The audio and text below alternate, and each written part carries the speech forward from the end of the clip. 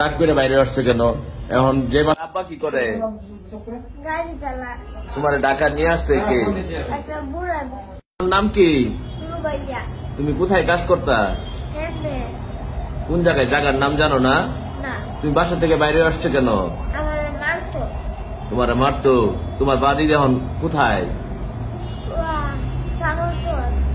সুনামগঞ্জ ছিলে?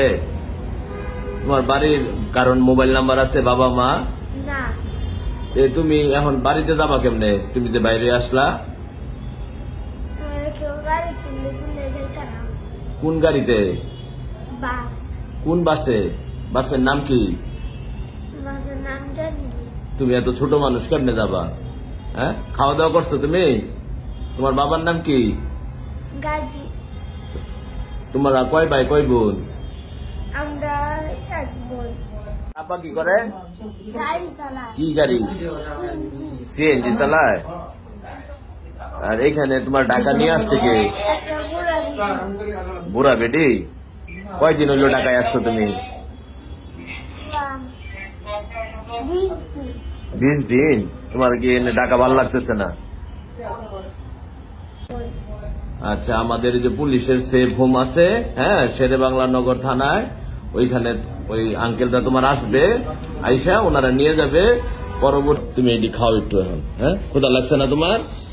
হ্যাঁ, একটু খাও এটি। হ্যাঁ, ক্ষুধা লাগলে খাবা, এখন একটা খাও। হ্যাঁ, আর ওই যে তোমার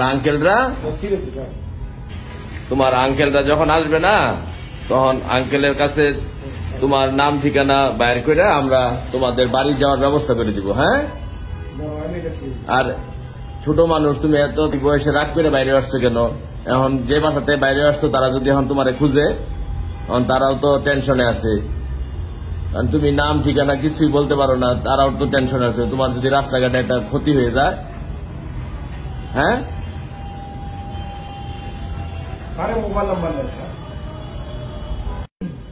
আজকে বিকালে হারিয়ে যায়। তো কেউ যদি তাকে চিনে থাকেন, অবশ্যই শেরে বাংলা নগর থানায় যোগাযোগ করবেন।